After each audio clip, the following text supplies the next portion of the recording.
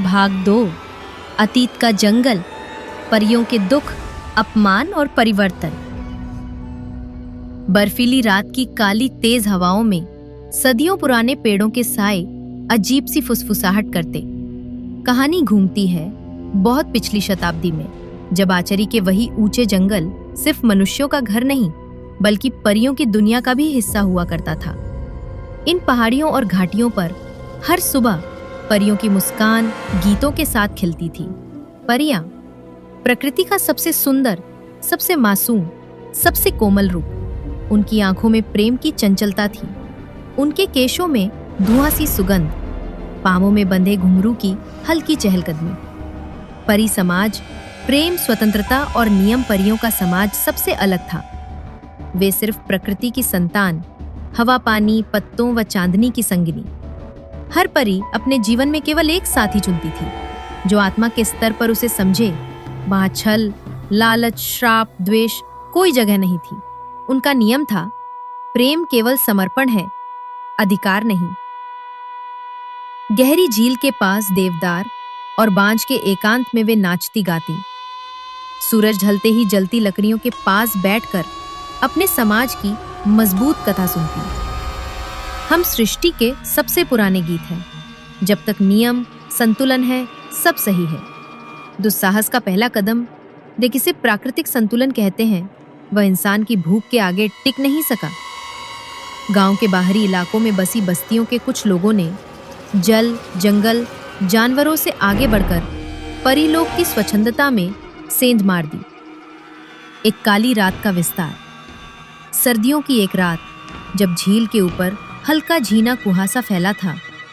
गांव के ताकतवर, ऊंचे ओहदे वाले पुरुष तथा कुछ बाहर से आए शिकारी छिपकर जंगल के उस हिस्से में पहुंचे जहां परियां खुले बाल, खिली हंसी, प्रसन्न मन, गीतों की तान पर नाच रही थी।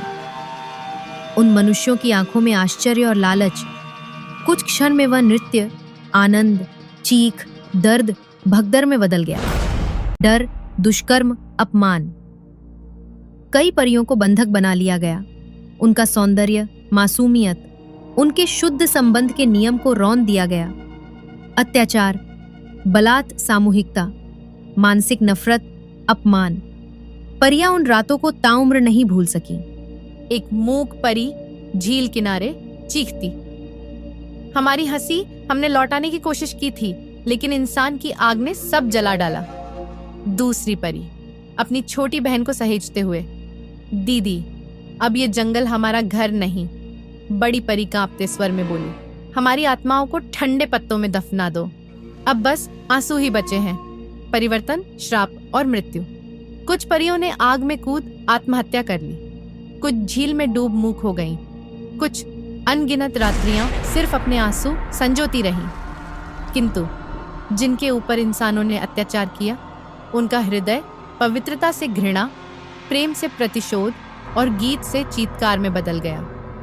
उन्हीं में से पहली बार बुरी परी का जन्म हुआ।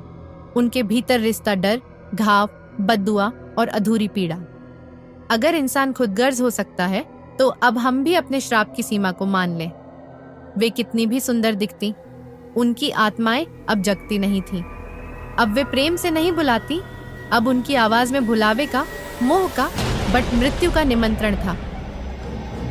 बूढ़ी माँ परी कातर स्वर में, मेरी बच्चियों, हमारा गीत अब केवल हवाओं का रोना है। जिनकी आंखों से आज आंसू बह रहे हैं, कल वही इस जंगल के पिशाच बनेंगे। जुल्म का कर्ज कई जन्मों तक चुकाना पड़ता है बेटा। झील के आसपास रात को अब भी अगर कोई परछाई चलती है, कभी कभी वह परी नहीं, पिशाचनी होती है। उसकी पहली सुंदरता के पीछे एक दर्द, एक आग और अपमान, जिसका हिसाब कभी पूरा नहीं हुआ।